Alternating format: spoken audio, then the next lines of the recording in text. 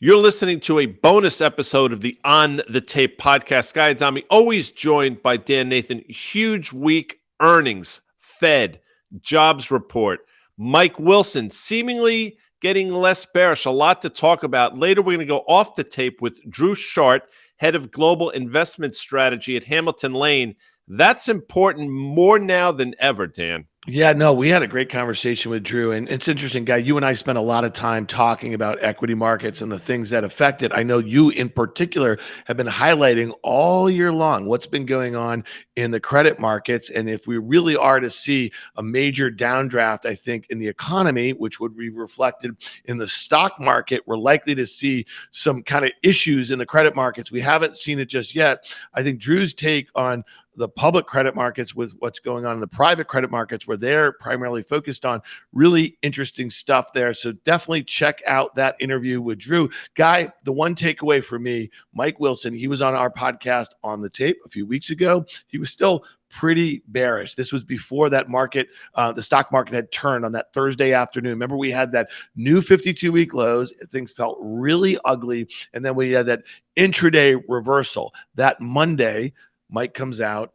and basically says, I think we could have a tactical rally. What did he say? 10 to 20% possibly. You had been saying, you thought you could have at least a 10, 15, 20% rally, maybe back towards 4,100. So that lined up a little with you, but he's changing his tune now. He thinks inflation has peaked a little bit, right? And maybe the rate hikes have they're going to be done when we're done with 2022. Thoughts on that?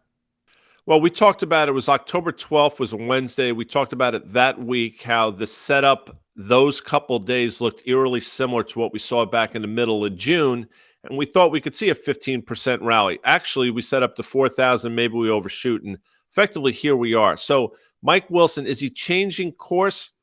I don't want to go that far, but I agree with him. I think we probably have seen peak inflation. I said that back when we saw the 9.1% CPI print, and that proved to be true. What I've also said, and you know that, is inflation will be the other two PEs, which is pesky and persistence, and I think we're seeing that as well. I think a lot of people will say, okay, the Fed's going to stop. That's got to be bullish. All systems go. And the market will rally on any indication that that's the case. But the reality is earnings are still slowing down, and there's still significant headwinds. And by the way, the Fed rate hike cycle still has a lag effect. You're going to be feeling that for quite some time. So, yeah, the market will breathe a collective sigh of relief. I happen to think it'll be somewhat short-lived. Yeah, let's take a quick wrap, though, of the earnings last week. I think when we went into that week, we knew that Amazon, Apple, Microsoft, Alphabet, Meta, all reporting. And you know what? To be very clear, 4 of the 5 were a disaster. Apple's commentary, the only stock that traded up after its earnings, which was on Friday, okay, they traded up, I think, 7% at its highs. It wasn't even that good. And the guidance wasn't that good. Stock's down 2% today on a story that continued China, COVID lockdowns is going to hurt iPhone production here. So the stock's down 2% or so. I think keep an eye on these names. Meta, okay, is down 3% today. It's trading below its lows from last week. Microsoft, has bounced a little bit off those lows, but today down 1.5% or so. If those stocks were to make new lows from last week's, post-earnings lows, watch out below. And, you talk about where your target is to the upside in the S&P. Guy, I got it right here at 38.67. Okay. So if we were to have the same sort of move that we had off of the June lows to the August highs, that was about 18.9% off of the lows that we just had a couple weeks ago on October 13th. You get 18%. That puts you just below, I think, about 4,100 or so. We're still a ways away from there. That's why I'm still focused on those big tech names that disappointed and gave bad guidance, because if they are to make new lows. What is that saying that you say, Katie? And you don't know who she is, and I don't know what door she's watching, but you better bar that SOB, as they say. And you know what? I will say, I said it on Fast Money last week when they reported that the Apple quarter, I think people were looking at it as a flight to safety on the back of a miserable Amazon quarter. And I said one of the reasons why Apple's probably not lower and actually is now going higher is because it's exactly that. It's been this flight to safety, this perceived flight to quality. And the Apple quarter, to me, again, to use the word reminiscent, reminded me of the Microsoft quarter a couple of quarters ago when Microsoft initially reported the knee-jerk reaction was lower. They made some constructive comments. The stock was off to the races. And Apple to me is exactly the same thing. You saw a quarter that was okay at best. The guidance was not great, but then you saw again this perceived flight to quality. I think it's going to be short-lived. I'm not some Apple bear. I don't really care one way or another. It just feels somewhat contrived to me, that move from the lows of about 138 or so in the post market to levels we're seeing now. Yeah, so real quickly on the Fed, right? So that's going to be Wednesday. I think CME Fed Fund futures are pricing a very, very strong likelihood of a 75 basis point hike and then a 50 basis point hike in December. I know that, again, going back to Mike Wilson from Morgan Stanley, he thinks that the rate hike cycle might be ended after December. Goldman's strategist, Heitzis, is that how you pronounce it? Jan Hatzius. He's suggesting that we might see quarter point hikes in Q1, maybe a couple of those. But again, I mean, I think, that's getting towards the end of the cycle. Do you think when Fed Chair, the Honorable Fed Chair Powell guy, steps up to the mic on Wednesday afternoon, do you think he already knows what that October jobs report is? Yeah, there's obviously, you're leading me down a primrose path, and I'm sure that has something to do with Shakespeare, because if you don't know, it typically does. But maybe he has some inkling of what it's going to be. Quite frankly, I'm not sure it's going to matter one way or another. It's all going to be about the tone and some of the words he uses, or more importantly, chooses not to use. And again, if the Fed was to go on, if they're going to slow things down, if they're going to pause, whatever it is, that will again be perceived as bullish. Oh yeah, the Fed's back on our side. But don't get ahead of yourself here, folks. I mean, we're still in an earnings slowdown. We're still in a margin compression, it seems to me. Prices are still elevated. There's a lot of work to be done here. And you have to ask yourself, what are we getting bullish on the back of? If it's just on the fact that the Fed may slow things down, I don't think that's good enough. All right, so let's talk about interest rates here, because the 10-year, which had dipped below, 4%, is back above it. And it's just interesting to me. We still have a 210 spread that's inverted by 45 basis points here. And, on a day like today, Guy, where, yields are not even up that much, the 10-year's up, I don't know, 3 basis points or so. Look at what's going on with home builders. Toll Brothers is down 4%, Lennar's down 2.5%, related names are down a couple percent, WorldCom, Masco's gotten killed of late. Talk to me a little bit about yields and kind of how you see this playing out. If we are towards the end of this rate hiking cycle here, don't you think that we would see the 10-year now better reflective of maybe slower growth, which would see it coming in a bit, maybe down towards 3.5%? I thought that for a while. It's been wrong now for a while. I mean, if you think about it, I know you know this, 10-year yields went, I think, almost to 4.3% or thereabouts. Obviously, you saw a pretty steep reversal, and I'm shocked that they still have a 4 handle. In this environment, especially if what we just talked about for the last 7 minutes is true, if this Fed is somehow going to slow down, you should see a backup in yields. And what does that mean? I think the 10-year moves lower because we're still in a slowing growth environment, not only here, but around the world, by the way. So that should theoretically drive yields down, and there should be some sort of flight to quality in the form of 10-year yields here in the United States. So I'm really surprised they're as sticky as they've been. But I'll say this, you mentioned about 45 basis points inverted into 2s, 10s. I still think that's going to get significantly worse, meaning get more inverted to the tune of anywhere between 75 basis points, potentially to 1%.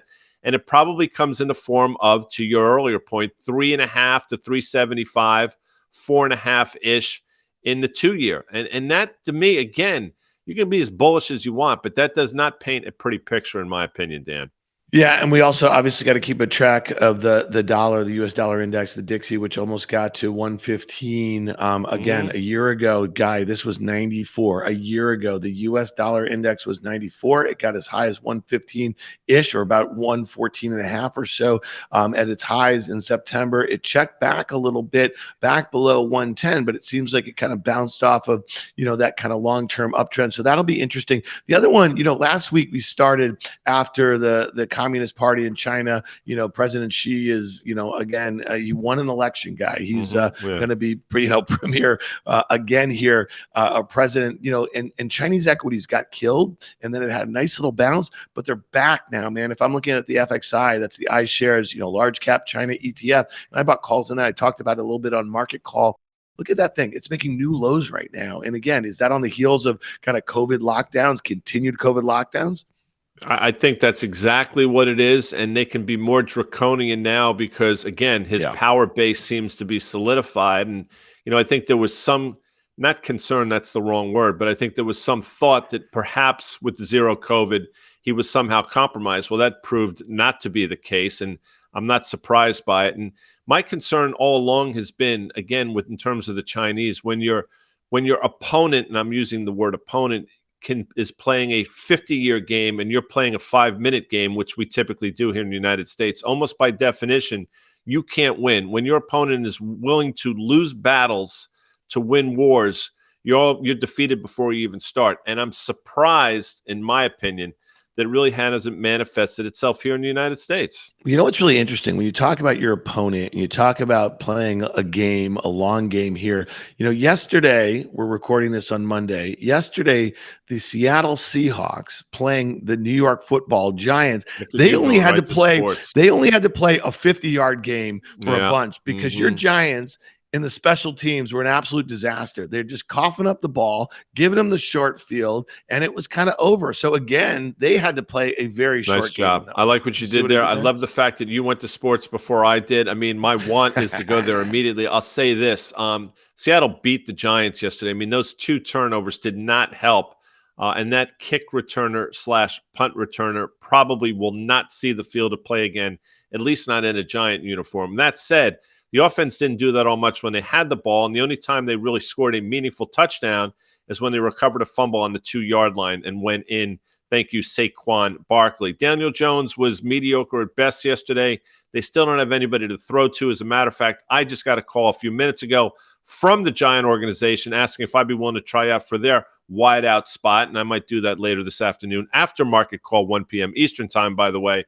But we're still 6-2 going into a bye week, a record that nobody thought was possible, Dan Nathan. By the way, the Rangers did win yesterday in Arizona. Back to you. Yeah, matter of fact. And then by the time the Jets, by the way, since you went down this road, all you Jet fans, we're going to throttle the Patriots. It's our time. You got embarrassed. Embarrassed. At home, at Giant Stadium. At Giant Stadium. So, all right. Well, we did that. So I just wanted you're not happy. See, you went down that road and you're like, this is probably Guy, could be a mistake. I like these bonus episodes that we do, the Eye Connections, the Off the Tape segment. They've provided us with some fantastic guests. Drew Shart, which we learned after the fact was a Cornell lacrosse player. How about that? Yeah, I think they call themselves with the Big Red or something. I'm sure Rafus will know what the hell their name is because Rafus probably got throttled by Cornell during his time at the Qs. Back to you. Probably a couple times. All right, so big week. By the time you're listening to this, we will kind of be in the mix of some more earnings, some of your biotech healthcare name guys. Then we're going to have that Fed meeting on Wednesday, the jobs report on Friday. It could look like a very different market by Friday afternoon, Guy.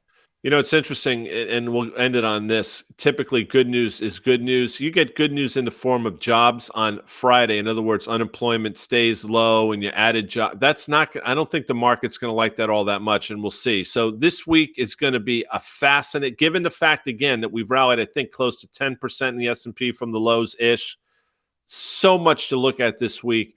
And to me, it's so interesting to see how the market reacts to this stuff. So right now, a little squishy.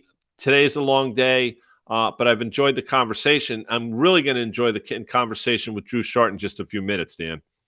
Yep, so stick around. If you're watching this on the YouTube, Dan, find On the Tape in the podcast store to listen to our interview with Drew Shart, head of global investment strategy at Hamilton Lane.